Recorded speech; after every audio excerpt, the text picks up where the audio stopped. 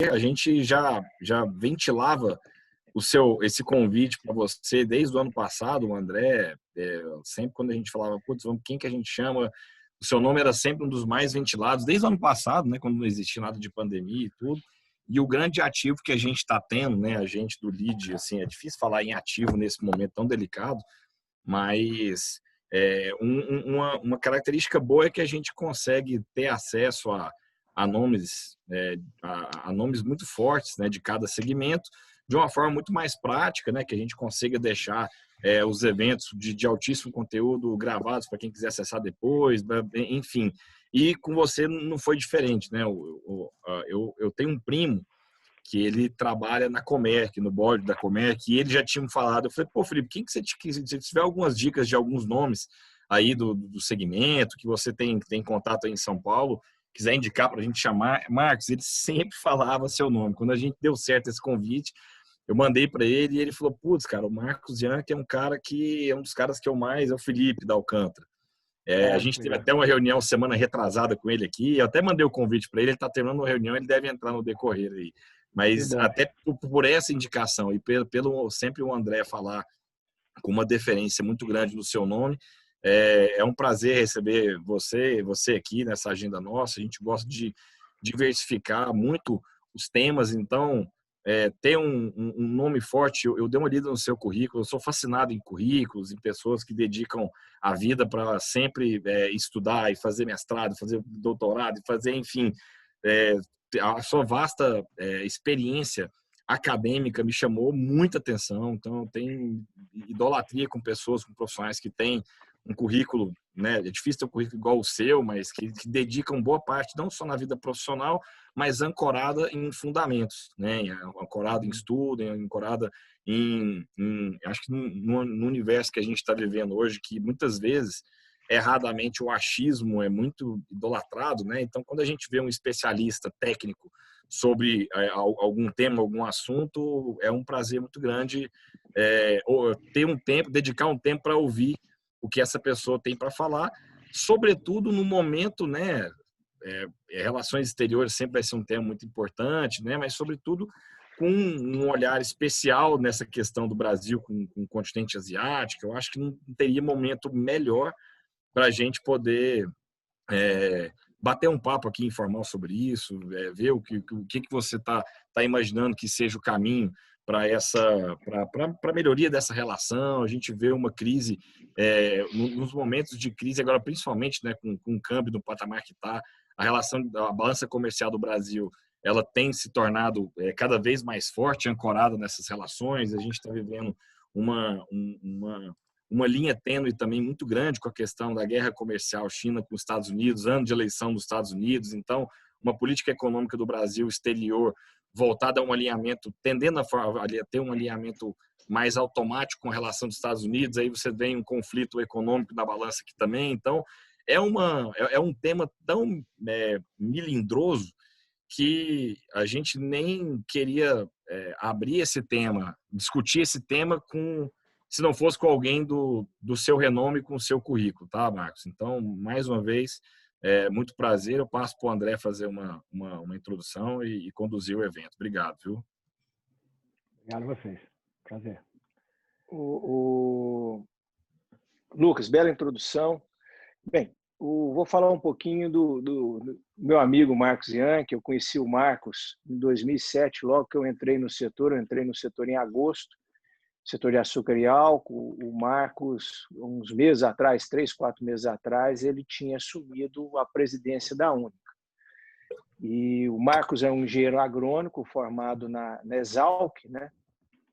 Eu acho super interessante, porque ninguém fala que forma na USP, fala que forma na Exalc para agronomia, fala que forma na FEA para economia, na FAO para urbanismo, mas é um engenheiro formado na Exalc, que é a Escola Superior Luiz de Queiroz, que fica em Piracicaba. O Marcos, ele foi presidente do ICONE, né, que é um Instituto de Estudo de Comércio e Negociações Exteriores, e depois ele assumiu a Única. Assumiu no momento que o Brasil estava em plena expansão, que nós dobramos a safra, tínhamos uma safra em 2003 de 300 milhões de toneladas de cana, passamos para 600 milhões. E nesse momento dessa expansão do etanol, o Marcos liderou um processo de internacionalização, né, do produto brasileiro, né? Na época todo mundo só falava em álcool, foi quando se mudou a nomenclatura para etanol, e ele abriu um escritório da Única em Washington e outro escritório em Bruxelas. E começou a namorar a ideia até de abrir também um escritório na época na China.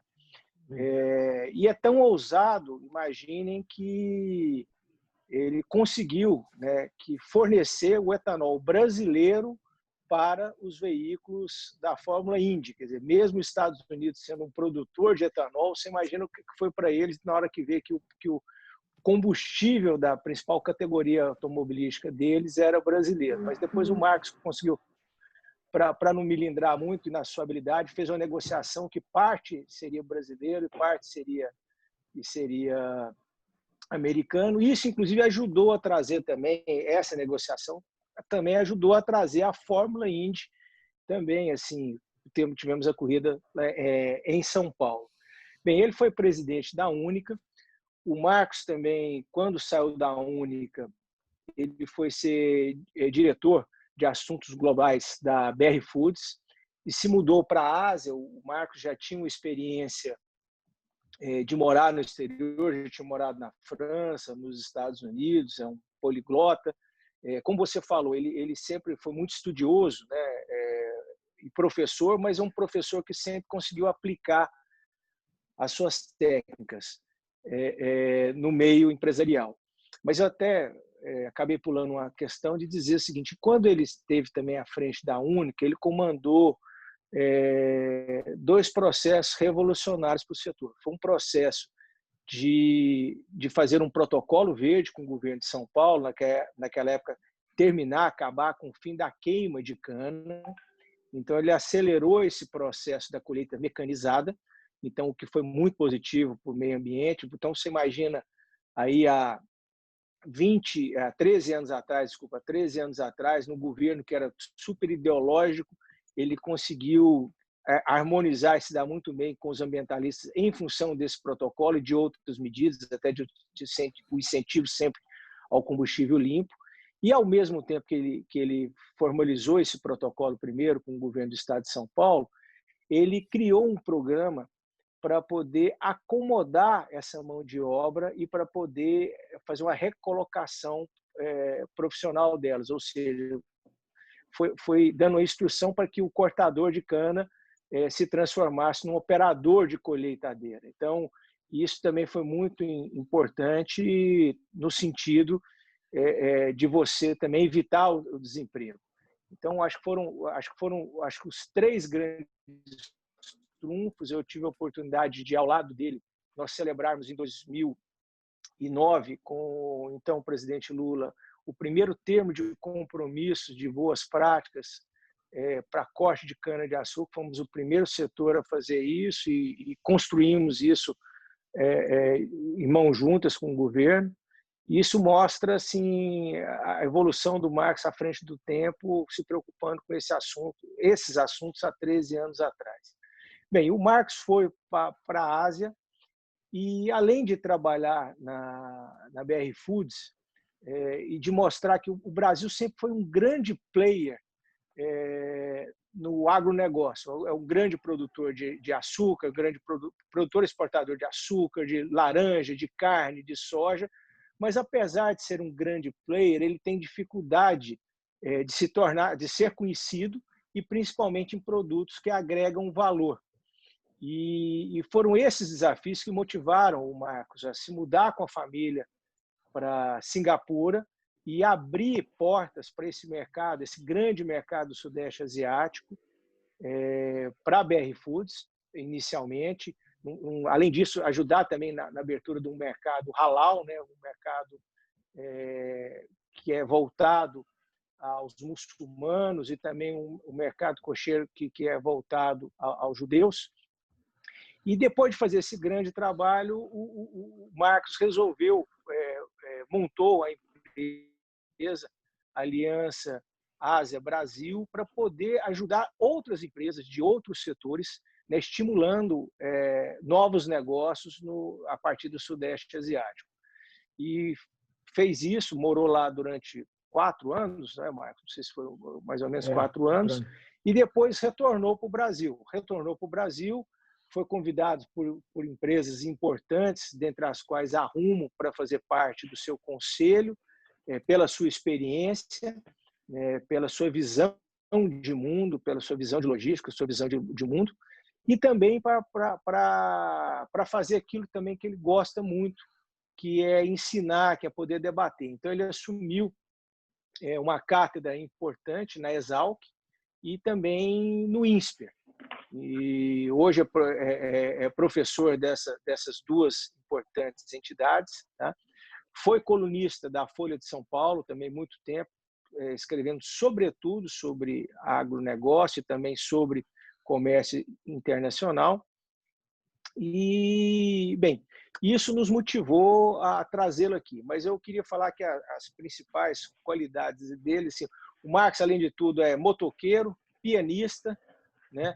Mas as principais qualidades dele, para mim, é ser marido da Dani, pai do Felipe, da Júlia e da Sofia, né? que tal como ele, né, moraram lá 4 anos, falam um mandarim fluente. Você imagina assim, como é que é viver perto de professor. Mas, Marcos, prazer muito grande tê-lo aqui. Um abraço aí. Está com você. Obrigado, André. Obrigado, Lucas. Obrigado, amigos, Ivan, todos. Para mim é uma satisfação imensa conversar com vocês de Goiás. Eu sou um grande admirador do Centro-Oeste brasileiro. Acho que a última fronteira do planeta, a última fronteira agrícola do planeta é exatamente onde vocês estão. Agora eu estou na Rumo olhando lá o que o trem vai mudar a vida da produção de grãos no sul de Goiás, que é impressionante a mudança do modal que vai acontecer. E eu sou um fã desse movimento todo que aconteceu, seja em grão, seja em algodão, seja na parte lá de cana-de-açúcar, né, que o André lidera há vários anos já, não só o líder de Goiás, mas foi também o nosso líder no Fórum Nacional Sucroenergético, né? Nós ajudamos a construir essa coligação dos estados brasileiros em cana-de-açúcar, porque na cana, se você não se organizar, você morre, né? Porque você está lidando do outro lado com forças muito grandes do petróleo, da energia elétrica, né? Então tinha que ter uma coesão, e foi super legal trabalhar com o André aqueles anos todos e desenvolver esses projetos todos, o projeto da internacionalização do etanol, o projeto da redução dos subsídios globais em açúcar, projeto de comunicação da cadeia sucroenergética, que foi inclusive premiado, esse projeto maravilhoso de treinamento de cortadores de cana para operar máquinas, os projetos ligados ao meio ambiente e à mudança do clima, foi super bacana. E depois que eu saí lá da Única, eu pude ir para a Ásia, foi um grande presente que no final eu acabei recebendo lá da Dilma, né? Porque quando eu briguei com a Dilma, eu estava na Única, ela pediu a minha cabeça, foi aí que surgiu a oportunidade de ir para a Ásia, e aí eu fiquei 4 anos na Ásia, longe daquele momento difícil que o Brasil viveu. Então para mim foi muito positiva essa oportunidade de ter ido para a Ásia com a BRF, depois com a própria Única e com as entidades lá de carnes, né? E aprender muito sobre o mundo de carnes, que também é um mundo complicado, mas muito importante. Então, com isso, realmente foi um período muito bacana. A última coisa que eu fiz agora, eu queria até dizer para vocês, quando eu estava vivendo na Ásia, eu sempre achei que a gente tinha que produzir um livro em inglês sobre as relações Brasil-China no agronegócio, sabe? Porque tem muito pouco entendimento, sabe? Tem uma diferença cultural tão grande, tem uma diferença linguística, que eu sentia a falta de ter pessoas que pudessem dialogar juntas sobre como essa relação Brasil-China pode se fortalecer em agro, né? Eu vejo hoje pela internet pessoas falando tanta bobagem sobre a China, né? Que sequer conhecem como é que funciona. Então eu falei, deixa eu aproveitar e ver se a gente constrói esse livro. E quando veio a cátedra lá da Exalc, e o Roberto Rodrigues me convidou para sucedê-lo lá, eu falei, vamos tentar fazer um livro que junte opiniões de chineses e brasileiros sobre a relação bilateral, olhando os principais produtos, comércio, investimento. E esse livro acaba de ser editado em formato digital e formato impresso. Então, se vocês quiserem tiverem aí sem sono à noite, quiserem ler um livro denso sobre agro. Esse livro está disponível no site da Exalc e tem 430 páginas em inglês, 12 capítulos, 24 autores, metade chineses, metade brasileiros, dialogando sobre temas importantes da relação bilateral em agro, né?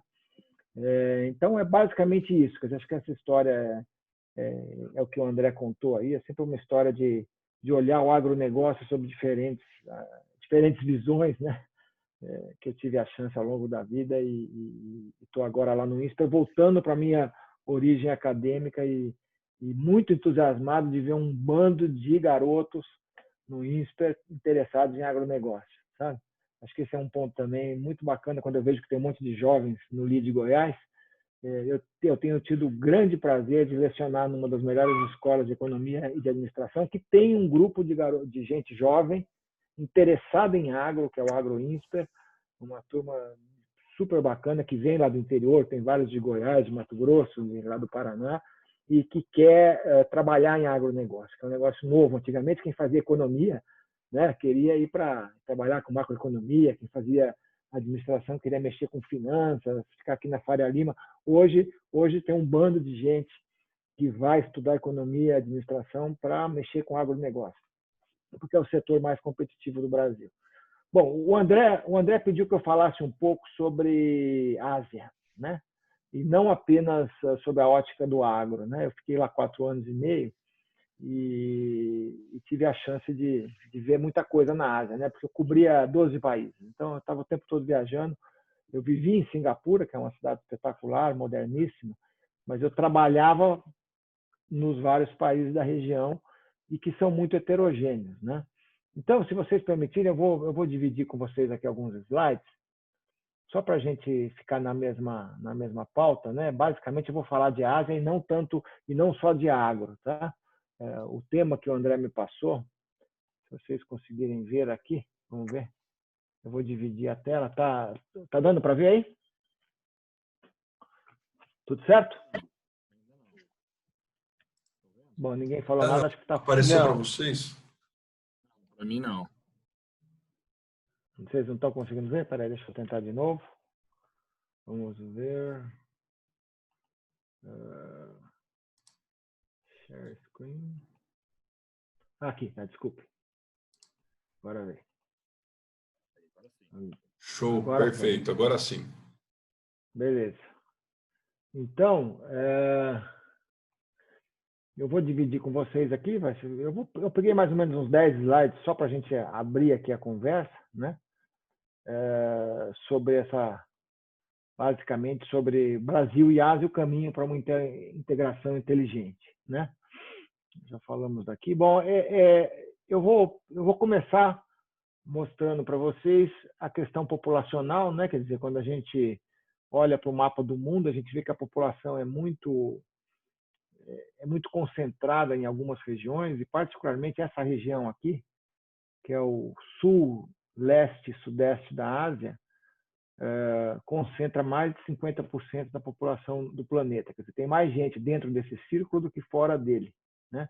Cada pontinho nesse mapa são 100 mil pessoas, e vocês veem a imensa concentração de gente nessa região, 50% da população do mundo, 20% do PIB do mundo, portanto, uma região ainda pobre, se você comparar com a quantidade de gente que vive lá, uma região que tem pouca terra e pouca água, né?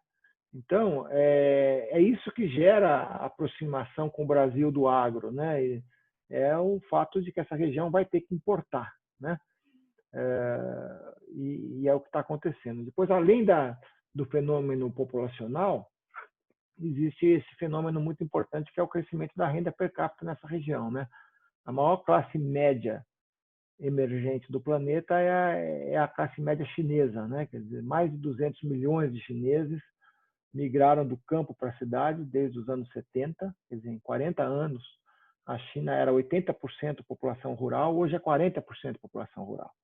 40 pontos percentuais em 40 anos, né?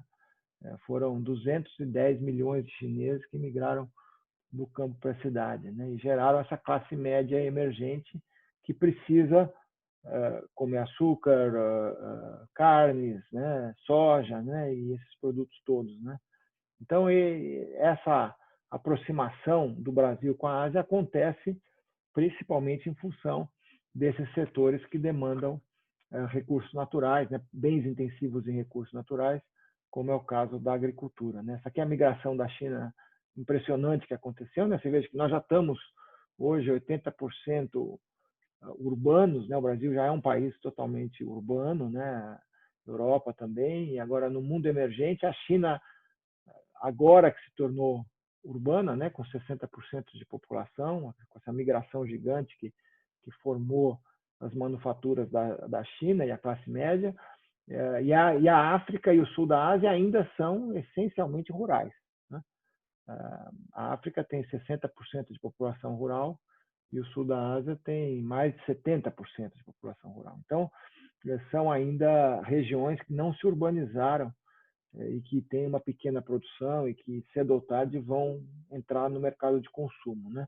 Então, eu não me preocupo em dizer que é claro que hoje a gente está muito focado em China, todo mundo só fala em China, ainda mais agora que tem o vírus que veio lá de Wuhan, que teve epidemia de peste suína que mexeu no mercado de carne e de soja, que teve a guerra comercial China e Estados Unidos. Tem um monte de fatos novos acontecendo na China, inclusive uma revolução tecnológica impressionante com o 5G e com e-commerce e tantas coisas, né? Mas, além da China, a gente tem que lembrar que a Ásia não é só China, né? A Ásia tem outras regiões importantes que também estão se tornando importantes para o agronegócio, né? Esse gráfico aqui mostra o que a China virou, né? Em 2000, a gente exportava para a China em agronegócio, a gente exportava $1 bilhão. Hoje a gente exporta 35 bilhões de dólares, né? Então, teve um crescimento de 20% ao ano a nossa exportação para a China. A China virou o principal destino do que a gente exporta, e o Brasil também é o principal fornecedor da China depois da guerra comercial, né? Então, é uma relação de dependência bilateral, né? Dependência mútua entre os dois países. O Brasil como o maior fornecedor da China e a China como o principal destino do que a gente exporta, né? E nós somos o país mais importante da importação deles, né? Agora, aqui dá para vocês verem também que a Ásia vem crescendo, né? Os outros países da Ásia, fora a China, né?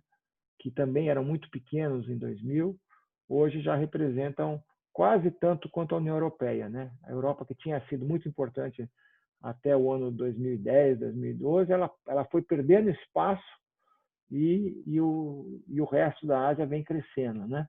Então, eu vou falar um pouco sobre China, mas também vou falar um pouco sobre o resto da Ásia.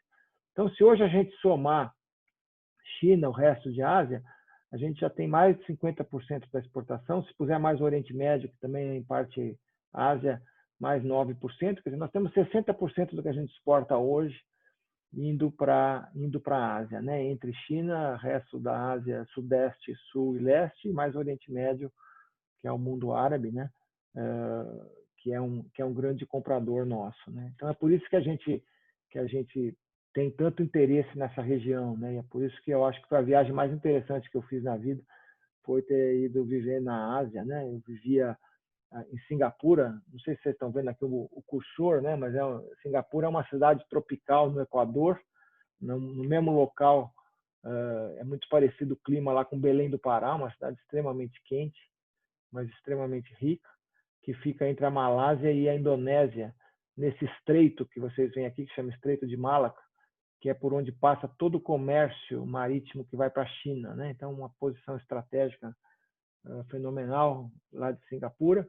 E se vocês verem em volta de Singapura aqui, que aparece como Sing, vocês vão ver 10 países aqui que são o sudeste da Ásia, né?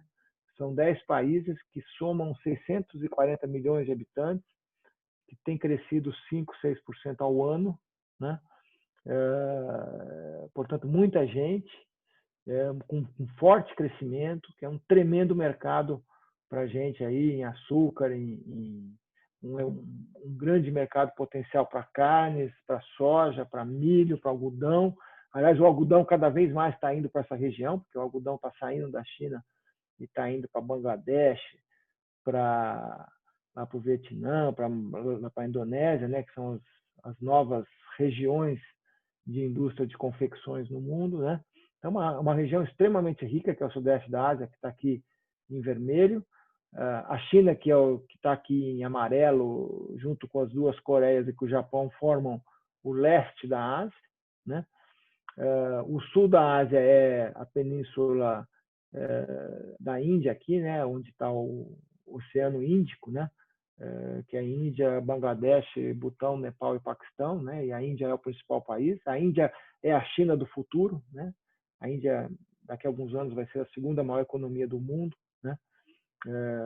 Daqui a algumas décadas, talvez, mas é um país ainda muito protecionista, muito menor do que a China em termos de economia e de comércio, mas com uma população que já está superando a população da China, né? Então, quando a China deixar de ter tanta gente, a Índia vai crescer, né? E aí você tem aqui o Oriente Médio também, que é uma região tradicional, que a gente tem muito relacionamento, principalmente como foi dito aí pelo André, lá das carnes halal, por exemplo. O Brasil é o maior exportador de carne halal, de acordo com preceitos islâmicos. Né? A gente tem mercados tradicionais no Oriente Médio desde os anos 70. Né?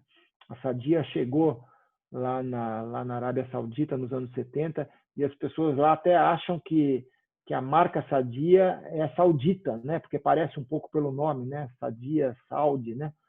Mas na verdade é brasileira, né? Mas a gente está com marcas, produtos com marca lá no Oriente Médio há 40 anos, né?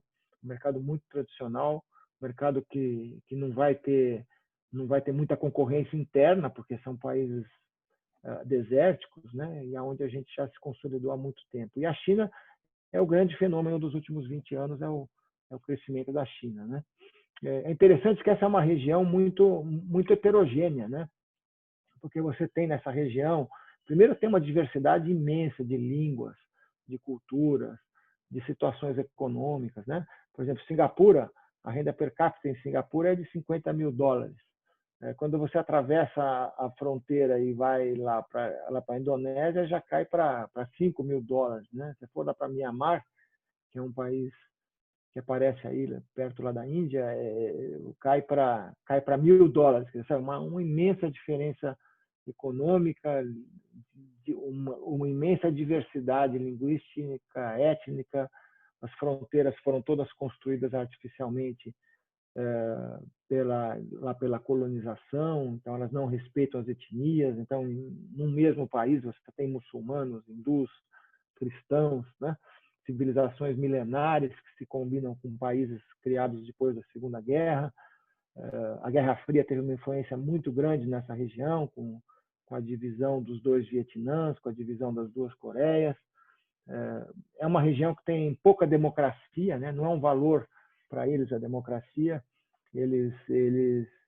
Lá o que você vê muito são partidos que comandam, como é o Partido Comunista Chinês ou vietnamita, ou você tem, na verdade, regimes militares, você tem países dominados por etnias ou por grupos, né?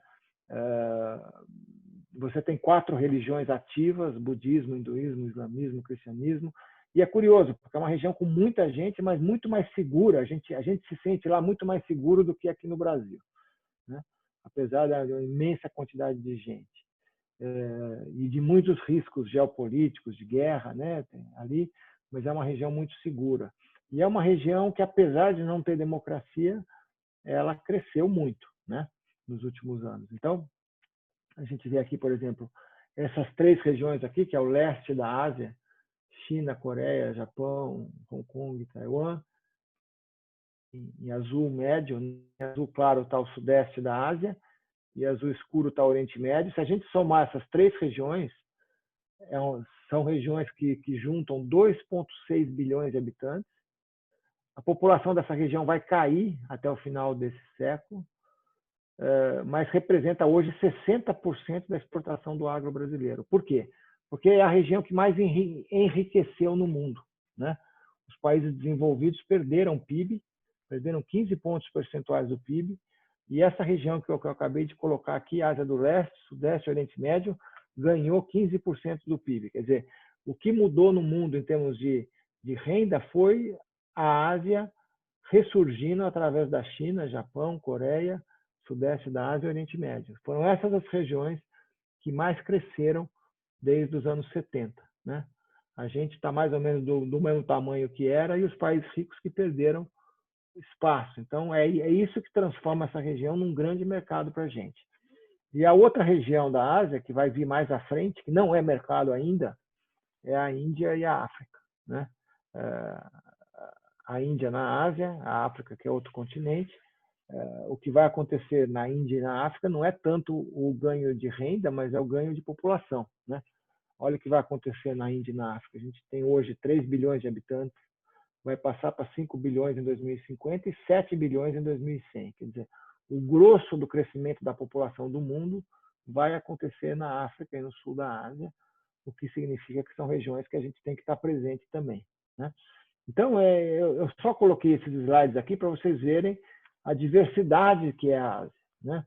A Ásia não é uma coisa única. A Ásia é um monte de diferentes nações, ricas, pobres, diferentes religiões, diferentes línguas, mas é a região mais dinâmica do mundo.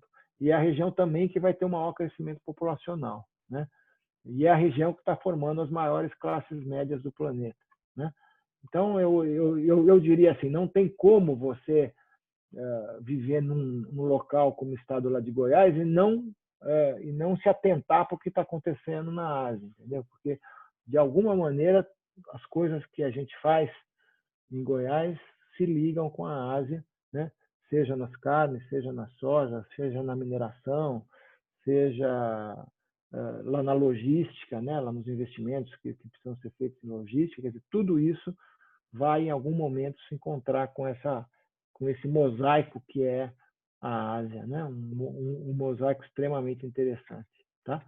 Então, assim, eu acho que para a gente começar tá bom, né? Eu poderia falar mais sobre agro, tem um monte de dados sobre agronegócio, mas eu vou parar por aqui e vamos então trocar ideias aí em cima das perguntas que vocês tenham. Deixa eu dividir aqui, tirar aqui a tela e vamos avançar mais em cima das perguntas e questões que vocês tenham sobre a Ásia. E China, obviamente.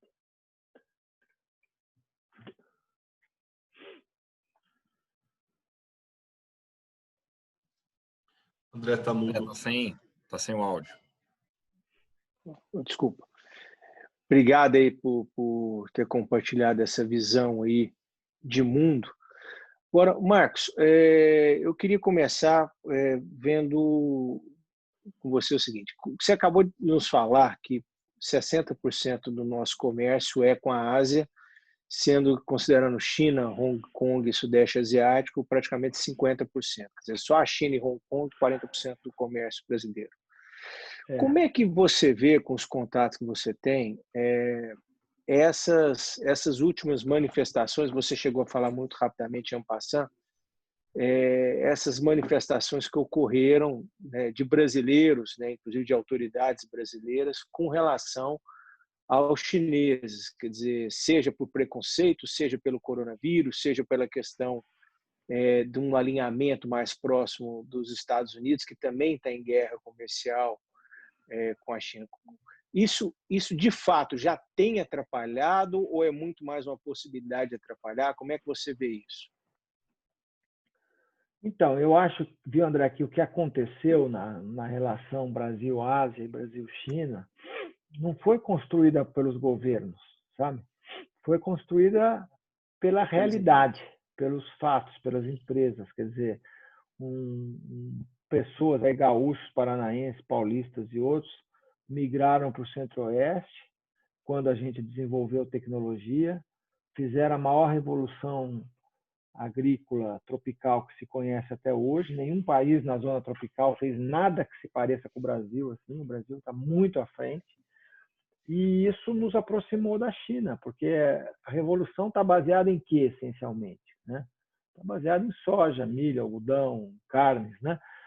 A soja, todo o fenômeno da soja brasileiro está diretamente ligado com a demanda chinesa. Né? A China abriu mão de produzir soja, inclusive a soja é da China, né? A planta soja veio lá do Nordeste da China. Mas eles perceberam que não teriam terra para fazer soja, milho e tudo mais que eles têm que fazer, eles se concentraram em produtos mais intensivos em mão de obra, como frutas e legumes, que eles fizeram uma verdadeira revolução super interessante, que está lá no livro,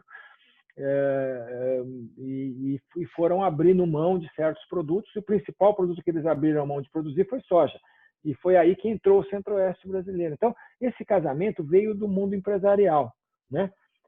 Mais recentemente, eles tiveram que diversificar porque tiveram problemas. Eles tiveram gripe aviária, tiveram a peste suína. A peste suína dizimou 40% da população suína da China.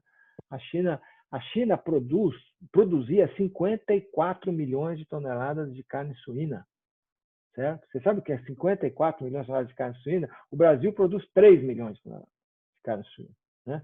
E se a gente puser todas as carnes juntas, o Brasil produz 20 milhões de toneladas, ou atualmente 30 milhões, todas as carnes juntas, e a China só no suíno produzia 54. Então, é avassaladora o tamanho da China na carne suína. Ela acabou perdendo produção. O que ela perdeu de produção é mais do que o mercado mundial, aliás, é 2 vezes o mercado mundial. Então, abriu para a gente a oportunidade agora de vender bovino, de vender carne suína e mesmo carne de frango, né? Algodão, a mesma coisa. A gente era importador de algodão, agora viramos o segundo maior exportador. A China é o nosso principal cliente, né? Então, eu acho que esse casamento ele foi acontecendo pelos empresários, pela demanda da China, por essa população que migrou do campo para a cidade. Aí, agora, mais recentemente, vem, né, esse movimento de vamos nos alinhar aos Estados Unidos. Tá? Eu acho que Brasil e Estados Unidos têm que estar alinhados mesmo, porque são as 2 maiores economias produtoras de commodities agrícolas do mundo. Certo? Acho que a gente tem uma agenda com os Estados Unidos que foi, inclusive, ignorada no governo petista. Né? O governo petista não queria conversa com os Estados Unidos. Eu acho que fizeram muito bem de retomar esse diálogo. Tal. Agora, isso não pode ser feito em detrimento da China. Sabe? Eu acho que o erro é você achar que eu vou optar pelos Estados Unidos e vou, então, atacar a China, certo? Quando, na verdade, a gente tem que se dar bem com os 2 lados. A gente tem que ter uma equidistância e uma prudência dos 2 lados. Porque, para o agronegócio, os Estados Unidos não é mercado. Quem é mercado é a Ásia, certo? Então, e, aliás, para nós e para eles também, para os Estados Unidos também é a Ásia. São exatamente os mesmos produtos e os mesmos países que compram esses produtos. Então, eu acho que a gente tem que trabalhar essa relação de maneira mais inteligente. O vice-presidente Mourão, que vocês conversaram hoje, ele tem uma visão extremamente clara disso, extremamente construtiva, né? Mas tem pessoas no governo que, infelizmente, seja por desconhecimento, seja por um certo preconceito, né, estão, nesse momento, atacando a China. E, nesse momento, a China é solução, não é problema. Né? A China compra os nossos produtos, a China produz tecnologias que interessam para a gente. Quer dizer, não é a hora, né, de ficar atacando a China. E eu acho profundamente lamentável que pessoas que não conhecem a realidade, que nunca foram à China, acabem fomentando um clima ruim, né, que pode afetar a própria relação. Né? Eu acho isso muito ruim. Na verdade, nesse momento, a gente tem que se aproveitar e realmente, como a China está saindo lá do Covid, está, né, saindo lá do problema, está com problema na carne suína, está no meio daquela guerra comercial, acho que a gente tem que trabalhar para alongar a relação com a China, para habilitar mais plantas de exportação de carne, para não ficar só na soja, para ir para outras commodities, para eventualmente vender pescado, vender leite, vender outras coisas que eles precisam, e também iniciar uma diversificação para outros países daquela região, que eu já mencionei aqui, né? O sudeste da Ásia, o sul da África. A gente tem que diversificar da China, não pode ficar só nela. A gente depende dela, ela também depende da gente, mas temos que diversificar, como eles também querem diversificar suas origens de compra. Mas eu não acho que a gente tem que atacar a China como tem acontecido por conta de algumas autoridades do governo. O Marcos, é até interessante, você citou o general Mourão, vice-presidente, ele esteve, né, na China em maio do ano passado. E um dos problemas que nós tínhamos era justamente o setor de açúcar, né? A China tinha colocado, há 2 anos atrás, uma salvaguarda, passando o imposto de importação do açúcar brasileiro para 95%. E no ano passado, quer dizer, depois de várias tratativas aí do governo brasileiro, do Itamaraty, mas no ano passado eles retiraram aquela salvaguarda logo após, foi anunciado quando o general vice-presidente Mourão estava lá. E para se ter uma ideia, no ano anterior nós tínhamos exportado acho que 300 mil toneladas de açúcar e no ano passado exportamos, depois da retirada da salvaguarda, 2,5 milhões de toneladas. Então, quer dizer, isso mostra o que é a importância, né, de você saber conversar com o cliente. Bem, mas aproveitando, também hoje o vice-presidente Mourão ele fez um comentário. Hoje muitas pessoas percebem uma certa dependência da China. Quer dizer, existem algum tipo, talvez até muito mais vontade do que realidade do que vai ocorrer, mas há uma dependência muito grande. Numa crise dessa, você vê assim, que a origem da maior parte dos EPIs do mundo, dos respiradores, de uma série de produtos está na China, e aí, de repente, você tem um problema lá de logística, né? Você acaba tendo dificuldade para poder suprir o mundo. Então, alguns países anunciaram que iam procurar, quer dizer, alguns por questões estratégicas, como o caso do Japão, iam procurar voltar a industrializar nos próprios países, aumentar a industrialização, ou tentar arrumar, como você falou, outros parceiros, né, para poder supri-los, né? Outros, talvez por uma questão mais de briga comercial, como é o caso dos Estados Unidos, falaram, vou começar a produzir mais aqui. Mas já existia um movimento nos últimos anos de grande parte das indústrias saírem da China e ir justamente para o Sudeste Asiático, lá para a Malásia, para o Vietnã, né? Indústrias, confecções mesmos, o Vietnã e a Malásia cresceram muito em relação ao que era a China. Como é que você acha que isso pode ser uma oportunidade para o Brasil? Você acredita que isso possa acontecer? Desses países, ao buscar novos parceiros de produtos industrializados, fazer opção pelo Brasil, o Brasil aproveitar essa onda? Você acha que é possível? Não, olha, em primeiro lugar, André, eu acho que a questão da renacionalização de setores estratégicos vai acontecer sim, sabe? Eu acho que os países vão tentar diminuir o seu risco em setores muito sensíveis, como pode ser o caso de respiradores, de testes, de remédios, na área agrícola, sei lá, de defensivos ou sementes. Talvez eu acho que vai existir um movimento nessa direção. Só que eu espero que ele seja limitado, eu espero que eu espero que a globalização não volte atrás, sabe? Por exemplo, com fechamento de fronteira, com protecionismo, né? Para o agronegócio brasileiro seria um desastre se esse movimento compre nacional fosse para todos os lugares, né? Eu vejo gente aí falando, a gente está saindo dessa pandemia e vamos comprar roupa nacional, vamos isso, vamos aquilo. Eu entendo perfeitamente que o pessoal está preocupado, porque ficou 60 dias parado, mas eu espero que a gente continue tendo comércio, sabe? Porque se a gente optar por um modelo autárquico, né, que você já não transaciona mais com o mundo, vai ser um desastre para o mundo, né? Porque o mundo tem muita gente em lugar que não tem recurso natural, vai ter que comprar, certo? Então, movimentos protecionistas são sempre muito perigosos. E na história da humanidade, eles já levaram a muitas guerras, né? Vocês sabem que a Segunda Guerra nasceu depois da Grande Depressão. Em 1929, em 1930, os americanos elevaram as suas tarifas, 3 mil bancos quebraram, a Europa, na sequência, elevou as suas tarifas, e daí se elegeu governos totalitários, e em 1939 começou a Segunda Guerra. Então, a gente não quer, eu não quero viver num mundo protecionista como já foi no passado, mas eu entendo que os países querem ter hoje segurança em alguns produtos estratégicos para não ficar totalmente dependente de um país como a China. Eu acho que é natural que você queira diversificar, né? Agora, a outra possibilidade, em vez de você falar, não, eu vou produzir nacionalmente tudo que eu preciso, que eu acho que é um erro, é você encontrar outros países para fazer esse movimento, né? Então, por exemplo, pega o caso de algodão, certo? A Abrapa está indo para a Ásia agora, vai se instalar em Singapura, estou acompanhando esse projeto. Os principais países que vão ser trabalhados pela Abrapa, algodão, vão ser os países do sudeste da Ásia e do sul da Ásia. Por quê? Porque a indústria de confecções está lá, né? Então, o pessoal de algodão quer se relacionar, claro, com a China, mas também quer se relacionar com o Vietnã, com a Indonésia, com Bangladesh, com a Tailândia e com outros países daquela região, né? E com a Turquia, que são aonde tem a indústria têxtil, né? A borracha, a palma também estão lá no sul da Ásia.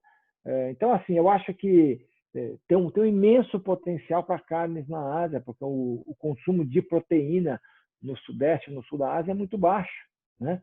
E você vê déficit proteico nas pessoas, né? Então, eu acho que a gente tem que ter uma estratégia Ásia. E, infelizmente, isso não aconteceu historicamente aqui no Brasil, sabe? A gente mesmo lá na Única, André, você lembra disso? O pessoal quis ir para os Estados Unidos e para a Europa para desenvolver o mercado de etanol. Só que o etanol, dali a pouco, deixou de ser um produto de exportação, passou a ser um produto de importação por erro da política pública brasileira. Não foi erro dos outros, foi erro nosso na fixação do preço da gasolina, uma série de problemas que você conhece bem. E a gente não deu atenção ao imenso mercado de açúcar que existe na Ásia e na África, certo? E a gente foi perdendo espaço na produção de açúcar para a Índia, para a Tailândia, para outros países. Então, sabe, se a gente tivesse naquele momento se instalado na China, né, ou lá na Tailândia, onde quer que seja, tivesse trabalhado aquele mercado, talvez a gente tivesse construído essa alternativa para uma crise lá no etanol, entendeu? Então, eu acho que todos os produtos do agro têm uma história asiática que precisa ser trabalhada. E o governo brasileiro tem de parar de achar que o mundo é ocidental e começar a olhar o Oriente, certo? Quer dizer, eu acho que é importante ter relação lá com os Estados Unidos. Lá atrás se tentou construir um acordo lá com a Europa, né? Que agora que está saindo, 20 anos depois, mas a gente precisa pensar nos acordos que a gente vai construir com a Ásia, porque a Ásia é a região dinâmica do mundo hoje. Perfeito, Marcos. Pegando um gancho aqui, fazendo uma pergunta que chegou aqui para a gente, o Luiz Furlan, ele primeiro até mandou um alô para você aqui no chat, elogiando para caramba aqui. Ele fez a pergunta e teve que sair, mandou aqui no particular, que ele vai pegar a resposta depois no YouTube. E assim, ele inclusive é da CIT, que é juntamente com a Baker Tilly, com a Oliveira Mello, com a TOTUS e com o Jacó Coelho Advogados, são patrocinadores nossos da nossa agenda aqui do Lead Goiás, até a Ana Flávia da Oliveira Mello, da OEM Incorporadora, está presente aqui também. E também, ele mandou essa pergunta, mas o pessoal que quiser fazer uma pergunta também, só ligar o microfone aí depois, liga a imagem. Tem uns filiados nossos do agro aqui, o Leonardo Prandini, o Leonardo Melo, a Ana Isa também, eu sei que é o pessoal que a Isabel Araújo está aqui também, que é uma das executivas do INSPER que voltaram para o agro para cuidar das coisas da família. Então, tem muita gente com perfil que você comentou aqui mais cedo. Mas a pergunta do Furlan foi que é a seguinte, com os chineses comprando soja dos brasileiros e não dos americanos, como fica a perspectiva do agro na ótica dos Estados Unidos? Sempre foram concorrentes nossos de grande porte e a oferta e demanda fazem o preço. Então, será que eles devem reduzir um pouco a produção deles local? Pois é, olha, os americanos estão numa situação difícil, né? Porque o Trump foi eleito em grande parte pelos estados agrícolas, né? E quando ele comprou a briga com a China, ele claramente prejudicou os interesses da agricultura americana.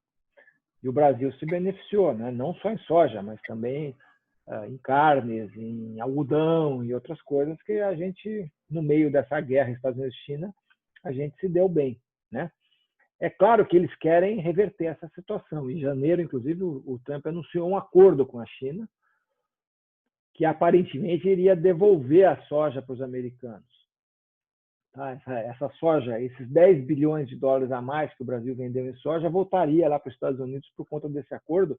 E mais do que isso, eles estavam querendo que a exportação dos Estados Unidos para a China em agro, que tinha sido 24 bi, caiu para 6 bilhões. Eles queriam aumentar para 34 esse ano e para 45 ano que vem, quer dizer. Então, nesse acordo, eles iam passar de 6 para 34, de 34 para 45 bilhões de dólares, né? E aumentar 80 bilhões de dólares em 2 anos. Só que eu estou monitorando o resultado desse acordo e não saiu nada. Por que não saiu nada? Porque continuam brigando e porque, obviamente, tiveram problema também de safra e tal. Então, eu acho assim, a lógica seria que a gente respondesse por 50% da soja da China e os americanos por 40% e a Argentina por uns 10%. Essa seria a lógica, porque essa é uma combinação hemisfério norte e hemisfério sul, certo? Você produz soja numa época do ano aqui, lá na outra época, e todo mundo vende na hora que colhe, né? O que está acontecendo é que a guerra comercial faz com que a China fique muito grande para a gente e muito pequena para eles. Eles têm que vender para outros países. Não é uma lógica correta, certo? Então, assim, eu acho que eles vão tentar reverter isso, sim. Vão estar pressionando a China, mas a guerra que eles iniciaram com a China não é uma guerra de soja, nem uma guerra comercial, é uma guerra hegemônica, certo? O problema é outro, o problema é a questão da alta tecnologia, é a questão militar, é a questão geopolítica, certo? Então, a gente está assistindo agora, além de uma pandemia que a gente nunca achou que a gente fosse viver na vida, nós estamos vendo na nossa frente a primeira guerra hegemônica do século XXI. Tá? A nova Guerra Fria, se vocês quiserem até de alguma maneira fazer uma analogia com o que foi lá atrás a guerra Estados Unidos-Rússia, né? A disputa Estados Unidos-União Soviética. Então, a gente está vendo isso. E a gente tem que saber navegar nessas águas turbulentas, entendeu? Sabe? A gente não pode achar que vamos amarrar o nosso burro aqui ou ali. A gente tem que ter uma estratégia bem desenhada para lidar com os Estados Unidos, para lidar com a China, para lidar com os outros países da Ásia, certo? O setor privado tem que se envolver nisso, não pode deixar só na mão dos diplomatas, porque os diplomatas conhecem diplomacia, mas não conhecem agronegócio, certo? Quem conhece agronegócio somos nós. A gente tem que ajudar a construir essa estratégia, sabe? Eu sinto muita falta dessa reflexão e dessa construção de como que a gente navega num mundo altamente turbulento, que tem zoonose, que tem guerra comercial, que não tem mais as instituições multilaterais, né? Estão todas elas enfraquecidas, OMC, OMS, ONU, Acordo do Clima, está tudo meio em frangalhos. Como é que a gente faz para navegar nesse mundo turbulento aí de uma maneira não curto prazista, de médio e longo prazo, entendeu? Olhando 20, 30, 40 anos à frente, porque é a forma como a China enxerga a gente. A China enxerga a gente não como uma relação do ano que vem ou do outro ano, mas sim como uma relação de 20 e 30 anos à frente. A gente precisa conseguir vê-los da mesma forma. Perfeito. Marcos, vou puxar mais uma. Gostei muito. É um alerta, mas também um preparo que você nos traz a responsabilidade também. Chega de terceirizar a culpa e vamos mudar o futuro. Isso é muito bom. Eu queria puxar uma pergunta agora a respeito do câmbio. O brasileiro tem uma cultura de que dólar baixo é dólar bom, e eu queria trazer um pouco da memória recente da oscilação do câmbio gigantesco do real diante do dólar. Eu queria entender um pouquinho ou desmistificar algo qual que é o impacto dessa oscilação a curto e médio prazo no câmbio para o agro brasileiro, e se para o agro não, quanto maior melhor, enfim, tem alguma matemática ou algum ponto perfeito que seria sustentável para a longevidade dos negócios do Brasil e para o agro especificamente. Bom, eu acho que a taxa de câmbio, ela até tem aquela frase famosa, que acho que é do Baixa ou do Malan, não sei, mas que a taxa de câmbio ela foi criada para desmoralizar os economistas, né? Porque ninguém consegue saber para onde o câmbio vai, né? Ninguém imaginava agora que fosse apreciar, ninguém imaginava que fosse a R$6, né?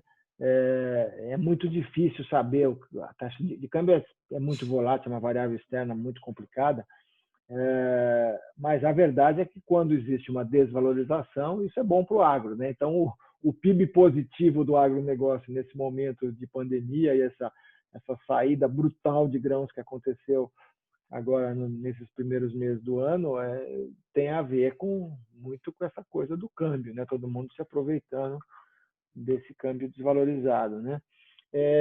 Eu acho que, na verdade, não é bom um câmbio que desvalorize demais, sabe? Porque isso daí gera também aumentos de custos, né? Gera ineficiências produtivas, né? E principalmente quando a gente tem que viver na montanha-russa, porque a dificuldade não é falar se o câmbio é 6 ou se o câmbio é 4. A dificuldade é viver entre 4 e 6, ou entre 3 e 6, ou entre 3 e 7, entendeu? Sabe? Quando você tem muita variação ao longo do tempo, é isso que torna a vida do produtor muito difícil, né? Porque ele faz uma conta, olha, eu vou agora produzir para a China porque teve peste suína, e eu vou produzir porque o câmbio está não sei o quê, e daqui a 2 anos não tem mais a peste suína, não tem mais o câmbio que ele estava pensando, entendeu? Então, eu acho que o desafio do bom gestor é estar preparado, aproveitar o momento de vacas gordas, mas estar profundamente preparado e redeado para o momento de vacas magras, sabe? E não pegar um ano como esse, fazer dinheiro, gastar, comprar mais terra, comprar mais não sei o quê e tal, e dali a pouco encarar um novo ciclo de endividamento, né? Que é o que muitas vezes o agro faz. O agro trabalha no limite, né? Quer dizer, o sujeito ele ganhou mais, ele gasta mais, certo? E ele não se prepara para um outro momento. E, de fato, nos últimos anos, quem fez grãos se deu muito bem. Mas a gente tem que entender que, em algum momento, a situação ela se inverte. E as variáveis que pareciam tão favoráveis já não são mais. Perfeito. Obrigado. Marcos, eu vou passar agora para Ana Isa, pedir para ela desabilitar o microfone e a imagem, se possível, e ela faz a pergunta diretamente para você. Boa noite, pessoal. Meu nome é Ana, eu sou engenheira agrônoma, atuo na empresa agropecuária, que é a empresa familiar. Nosso grupo, nós produzimos grãos, né, soja, milho, e atuamos também na pecuária de corte. E, Marcos, sou irmã do Marcelo, aluno, que você falou no começo do AgroInfer, e a minha pergunta é a seguinte: como a gente está vivendo aí esse momento da pandemia, né, esse momento complicado do Covid, e a partir disso surgiu um tópico que ganhou grande foco, né, que é a questão da segurança alimentar. Eu gostaria de saber, já que a gente está falando de ações e reações chinesas, se já está tendo alguma reação da China em relação à preocupação com essa segurança alimentar. Como é que é? Desculpa, Ana, a sua pergunta em relação à segurança alimentar da... Oi?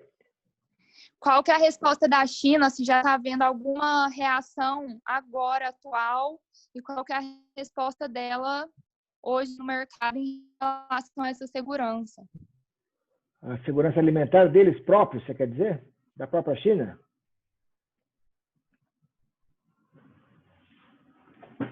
Oi? Bom, deixa eu ver se eu entendi. Eu acho que a pergunta que a Ana fez é como é que a China vê a questão de segurança alimentar dela própria, né? O que tem acontecido com a China é o seguinte: quando a China teve um problema de fome terrível durante o regime comunista, certo? O regime comunista gerou um problema de falta de comida na China inteira, né? E a revolução que começou lá com Deng Xiaoping em 78 nasceu em um pequeno vilarejo que os produtores resolveram produzir juntos. Vinham tendo que produzir juntos e resolveram produzir separadamente. E cada um começou mesmo sem ter título, eles fizeram uma redivisão, cada um pegou lá um pedaço e passaram a produzir sem ser pelo regime comunista. E aí se viu o sucesso daquele vilarejo, e aí o líder da época, que era o Deng Xiaoping, resolveu instituir a posse da terra dada aos produtores mais competentes, a possibilidade que os produtores pudessem usar a tecnologia, crescer, reduziram brutalmente o número de pessoas no campo. E aí, durante várias décadas, a política da China foi: vamos tentar ser autossuficientes, não vamos mais deixar a população passar fome, vamos investir pesadamente em agricultura. A China passou a subsidiar a agricultura para ela aumentar a produtividade, e o subsídio que a China dá hoje para a agricultura é maior do que o que a União Europeia dá. A gente sempre fala que a Europa é a nossa referência de região que subsidia. Hoje a China subsidia mais do que a Europa, para ficar realmente conseguir chegar nesses níveis de autossuficiência. A produção de grãos da China, que em 78 era 300 milhões de toneladas, hoje é 650 milhões de toneladas. A produção de carnes, que era 11 milhões de toneladas, hoje é 80 milhões de toneladas. Então, eles fizeram uma grande mudança na sua agricultura com ganhos de produtividade. E, a um dado momento, eles perceberam que eles tinham que escolher: eu vou fazer milho ou vou fazer soja? Eu vou fazer suíno ou eu vou fazer carne bovina, certo? E eles começaram a se abrir pontualmente para importações. Começaram pela soja, que hoje eles compram 90% do que eles precisam, importam. Se abriram para algodão, porque a indústria têxtil foi para lá, precisava comprar. Se abriram para celulose, né? Se abriram para café. Foram se abrindo pontualmente alguns produtos. Recentemente se abriram para a carne bovina, porque eles não conseguem produzir para atender a demanda interna. Eles não têm pasto, não têm terra, não têm água como a gente tem, né? Se abriram para açúcar, como foi falado pelo André, né? Eles deixaram entrar açúcar, mesmo pagando 50% lá de tarifa.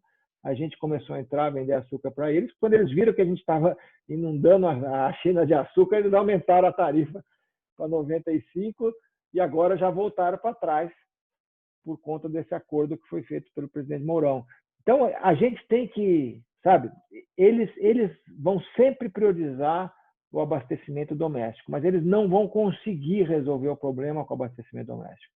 Então, é aí que entra uma visão estratégica, certo? Por exemplo, nesse momento eles precisam de carne. Nós estamos com 100 frigoríficos habilitados para a China. Vamos ver como é que a gente passa para 120, para 140, para 160, certo? Não vamos ficar numa situação de só olhar o curto prazo e amanhã ou depois eles cortam 40, e aí a gente mica com um monte de carne aqui que não tem onde colocar, certo?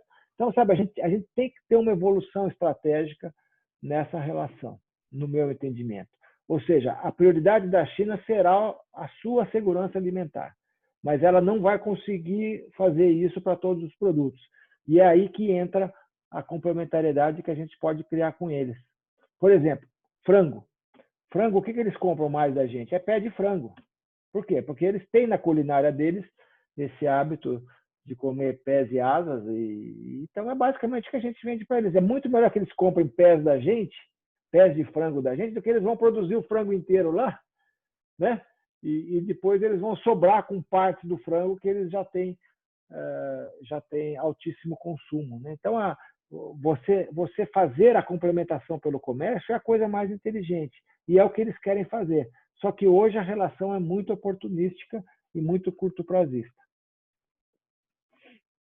A gente passar agora a palavra para o Leonardo Brandini. Ele fez a pergunta aqui no chat. Eu vou pedir para o Leonardo habilitar o som dele e ele faz ela diretamente para o senhor.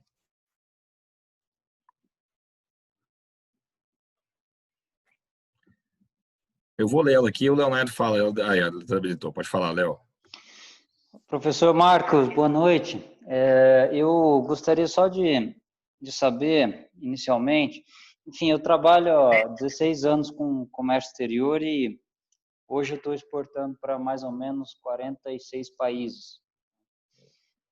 Nos últimos anos, eu, enfim, estou bastante assustado com o crescimento vertiginoso, né, desse monopólio da demanda chinesa. Isso aí direciona preço, direciona tudo que é, enfim, basicamente o mercado todo ele é direcionado pela China.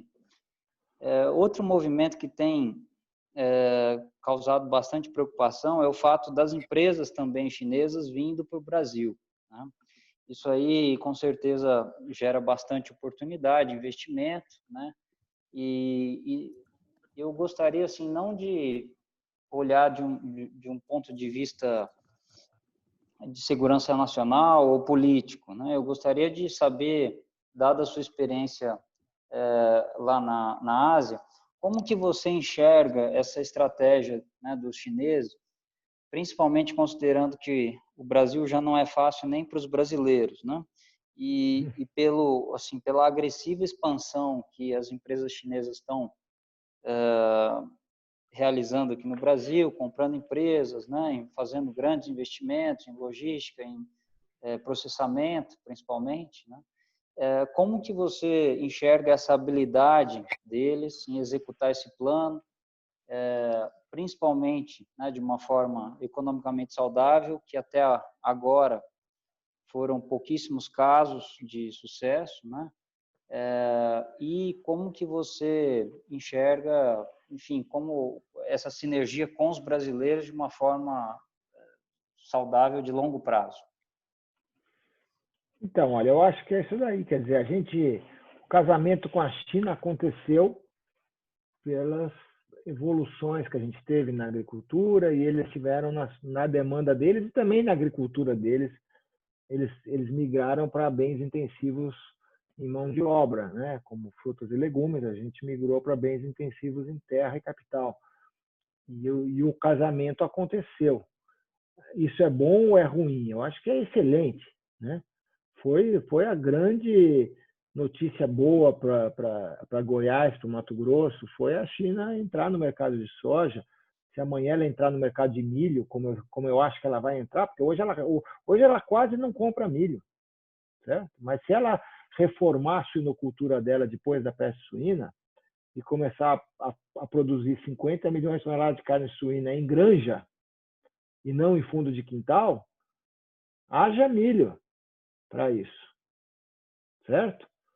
Então, a China pode ser para milho tão grande quanto ela é para soja hoje. E aí a gente tem que ter uma visão estratégica, porque nós vamos entregar para eles a ração e não vamos entregar a carne, certo? Nós vamos ser vendedor de elemento de ração ou nós vamos fazer uma combinação que a gente vende soja, vende milho, mas também vende frango, vende porco, vende boi e vende pescado e quem sabe vende leite, né? Certo? Porque não tem por que a gente vender bem frango, porco e boi e não vender leite e peixe. Por quê? Certo? A gente pode fazer essas coisas todas bem feitas. Então, o que eu acho que falta é uma estratégia do nosso lado, sabe? Porque eles têm estratégia, eles têm uma clareza muito grande da importância do Brasil para eles. Eles estudam a fundo, os burocratas chineses são muito preparados, eles têm uma tradição de mandarinato que é milenar, eles têm uma visão estratégica milenar, certo?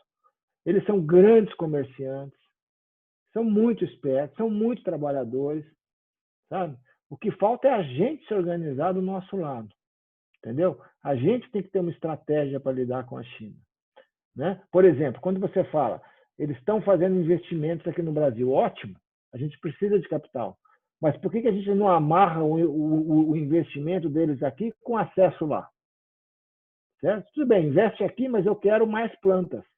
Porque eu não quero que ele venha investir aqui para encher o mercado doméstico de produto e derrubar preço.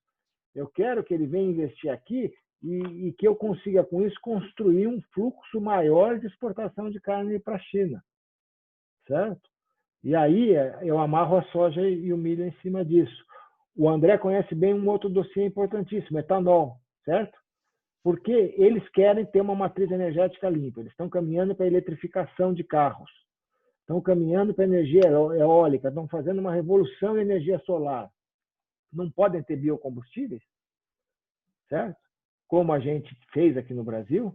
Não podem pegar aquela região inteira tem excedente de cana-de-açúcar lá na Tailândia, lá na Índia. Não podem, em vez de só fazer açúcar, não podem fazer etanol e melhorar a matriz energética deles, que é super poluente ainda, apesar de eles estarem diversificando, eles ainda dependem muito de carvão, e você sabe que a poluição do carvão nas grandes cidades da China e da Índia é horrorosa, certo? carvão e óleo combustível, essas coisas que eles usam. Então, eu acho que tudo isso deveria ser parte de um plano estratégico, de uma visão de longo prazo. Eu acho que, sabe, eles veem a gente dessa forma, a gente precisaria vê-los também dessa forma e construir o que nós queremos. O que nós queremos da China? Essa é a grande pergunta. O que nós queremos da China? A gente não sabe direito. E certamente, se a gente souber hoje o que a gente quer, amanhã muda lá o governo, já é outra coisa.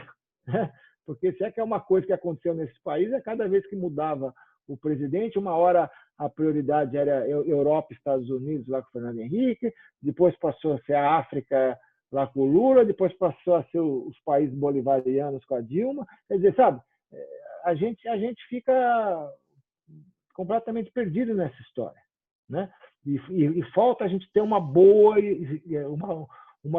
visão estratégica de médio e de longo prazo que se traduza por construção de políticas que estabilizem essas relações. Porque senão vai ser essa história. Eu ganho muito dinheiro hoje, eu perco muito dinheiro amanhã. O Marcos, interessante que você está falando, e certa vez fizeram um comentário comigo dizendo, até o nosso amigo Plínio Nastari, ele comentando o porquê que na China se produz o milho em vez de se produzir a soja, e como você mesmo falou, sendo que a soja é nativa deles, né? E eles usam muito, né, lá nos molhos, em tudo, a questão da soja.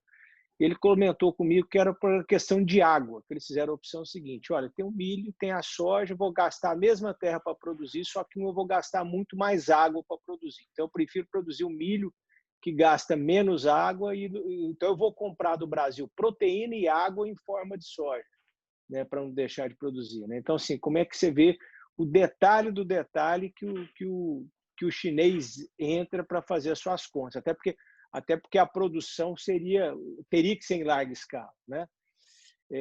Mas eu também estava me lembrando de uma outra questão que você comentou. Quando nós nos encontramos na missão que o ministro Blairo Maggi fez na Ásia, lá em 2017, nós nos encontramos lá na Malásia, depois na Índia e no Vietnã, e você fez um comentário, eu me lembro até hoje, que uma das dificuldades para se abrir mercado em alguns desses países era o fato da baixa renda e que talvez uma política interessante para algumas empresas seria doar uma geladeira para a pessoa poder comprar o produto refrigerado, porque a pessoa não tinha geladeira em casa. Então, como é que você ia vender uma carne congelada para um cara que não tem geladeira? Então, que seria barato ele ganhar a geladeira, incomodata, alguma coisa, e com isso você começar a estimular a venda, né?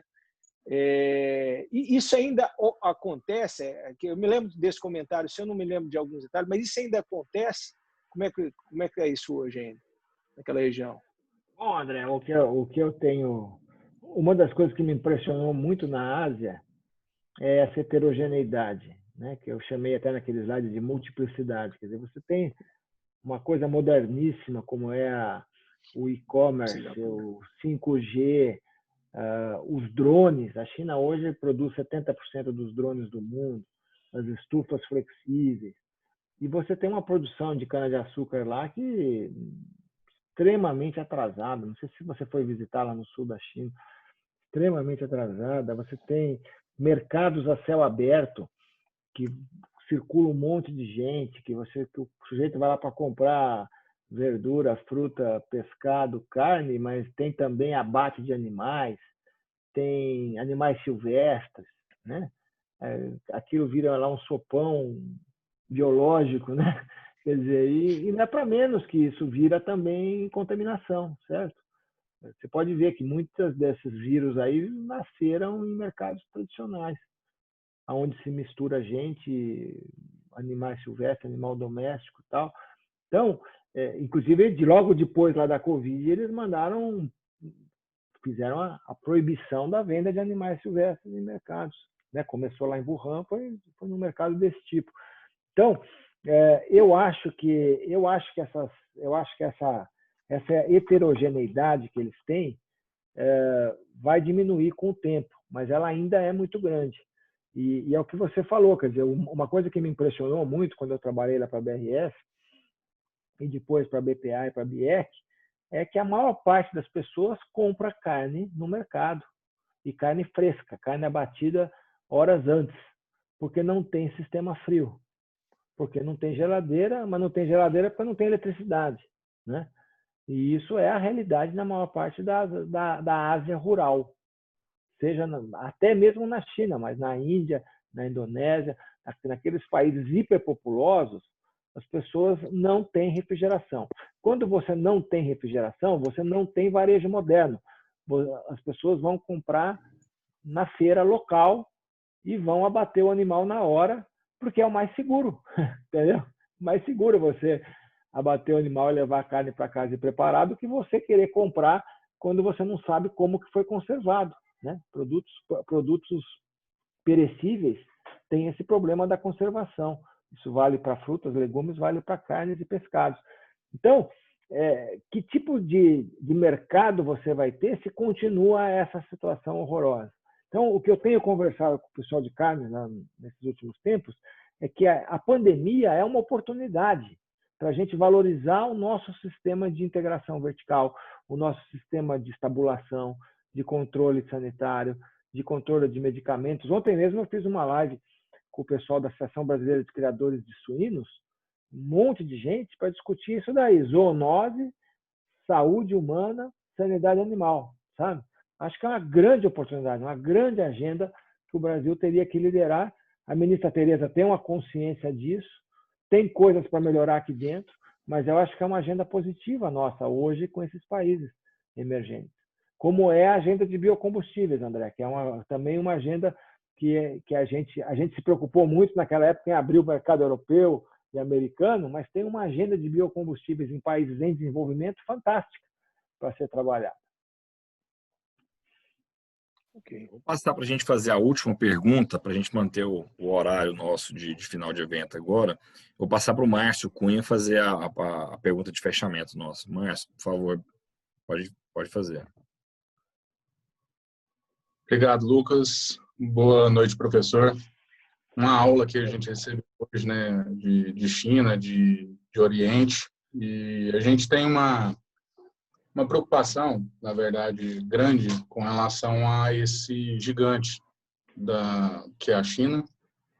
Temos visto muita coisa relacionada às bobagens que a gente vê a respeito e, sem entrar nesse detrimento, a preocupação que a gente percebe no país para o brasileiro, para o negócio do Brasil, é o seguinte: o mercado nacional, por exemplo, têxtil, no início a China entrou fazendo fornecimento de tecido com um valor bem inferior ao valor produzido pelas companhias nacionais.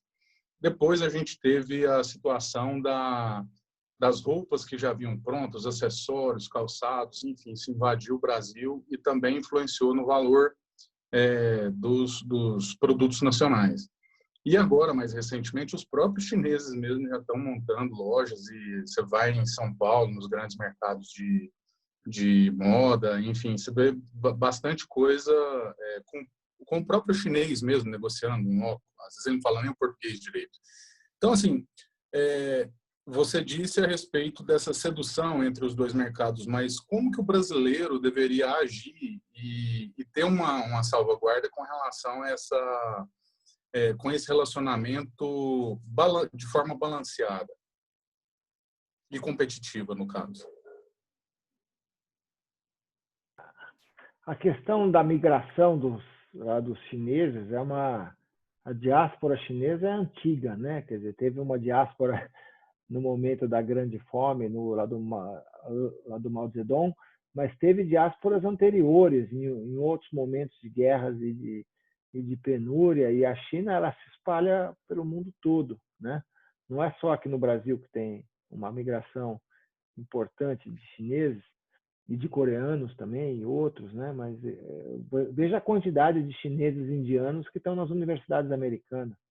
Veja o esforço familiar que eles fazem para que um membro da família vá estudar lá nos Estados Unidos e e dê certo na vida. Quer dizer, eles são extremamente organizados e olham muito longo prazo, sabe? E eu acho que a gente tem muito a aprender com a cultura de negociação, de precificação, de persistência que eles têm, sabe? A gente tem uma criatividade possivelmente maior que a deles. O brasileiro é extremamente criativo. O brasileiro é uma pessoa alegre, é uma pessoa bem descontraída. Às vezes você fica meio chocado lá na China, como eles são bem mais travados que a gente, né? É muito difícil você desenvolver um relacionamento com uma família chinesa, mas a gente é muito desorganizado perto deles, como sociedade, como empresa, tudo mais. Eles são muito disciplinados.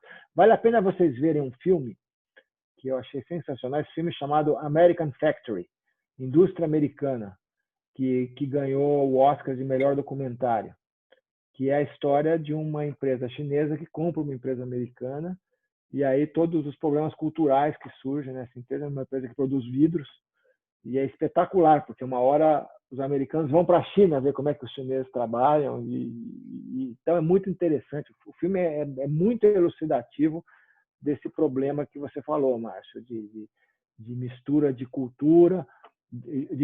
É um filme integralmente feito entre americanos e chineses, mas a gente vê a mesma realidade acontecendo, como nesse caso que você cita de uma produção de vestuário feminino aí em Goiás, né? Quer dizer, é a mesma realidade, é a mesma dificuldade.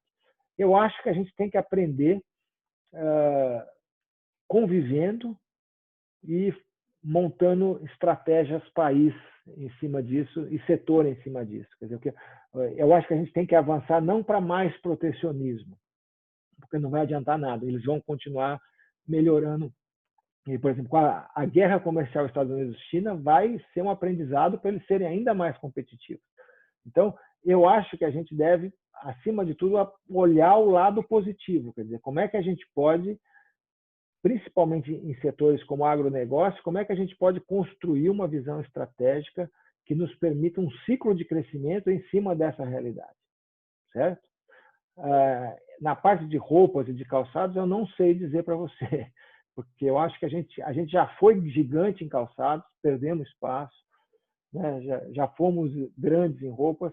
Eu acho que se o Brasil não fizer reformas importantes que precisam ser feitas na parte tributária, na parte trabalhista, na parte ambiental, na parte a gente vai ter indústrias aí que não vão aguentar, né?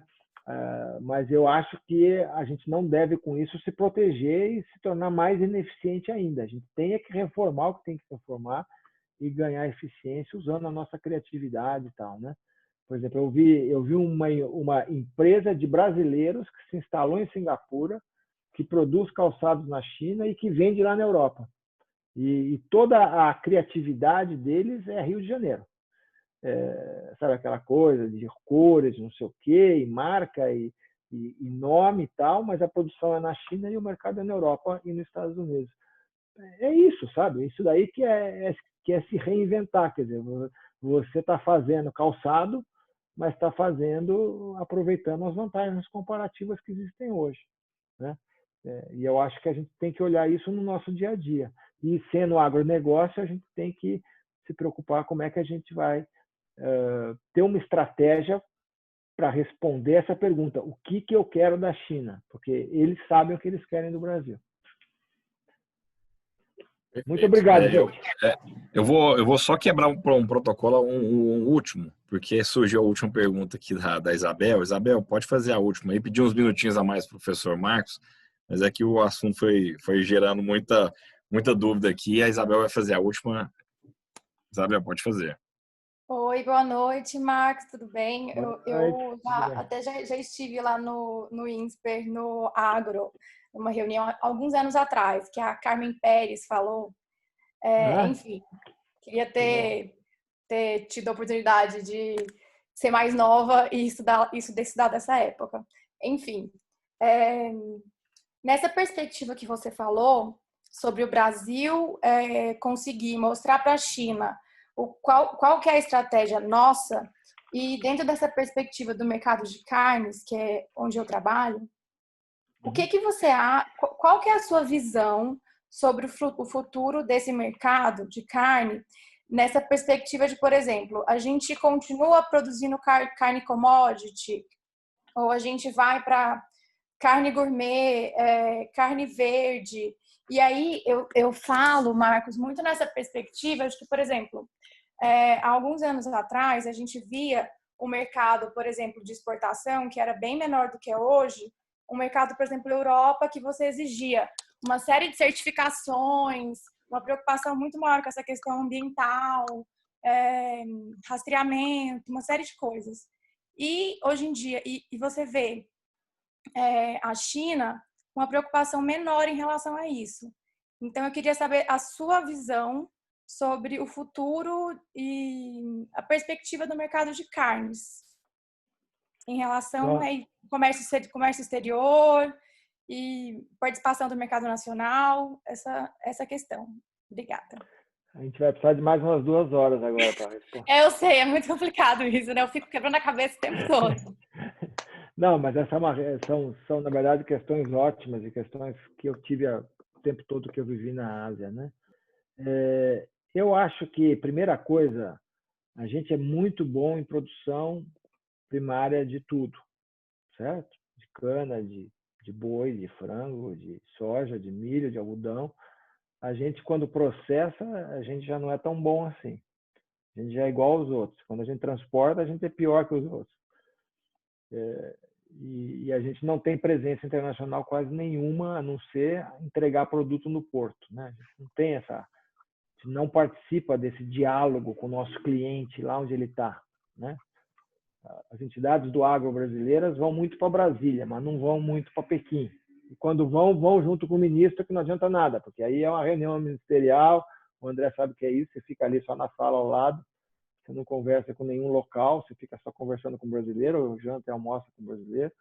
Então, você tem que estar lá no dia a dia, certo? E aí, quando você estiver lá no dia a dia, aí você vai começar a responder a sua pergunta, certo? Quer dizer, eu tenho um mercado para fazer gourmet? Claro que eu tenho um mercado para fazer gourmet. Só que eu nunca fiz. Por quê? Porque aí eu estou competindo com o meu cliente. Uma coisa é eu vender carne para o importador. E ele vai levar até o consumidor, ele vai fazer a marca dele, o produto dele, certo? A minha carne indústria vai virar carne gourmet em algum momento.